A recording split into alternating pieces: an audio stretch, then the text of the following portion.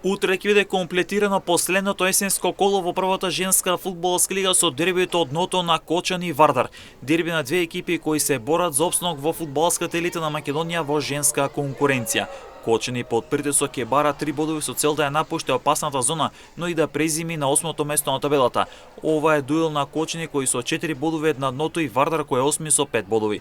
Победа за жетварките ќе значи прогрес на 8-то место со 7 бодови, 2 повеќе во тој случај од Вардар кој ќе се спушти на 9-то место или во бараж зоната. Од друга страна, триумф за Вардар ќе значи дека дебитантот ќе биде 8 со 7 бодови, 3 повеќе од опасната зона, а Кочани ќе биде на дното. Реми на двете екипи ќе значи дека Вардар ќе остане на 8-то место со 6 бодови, а пак Кочани ќе биде на 9-то место или во бараж зоната со 5 бодови, односно еден помалку од Вардар, а еден повеќе во тој случај од топ гол кој би бил последен.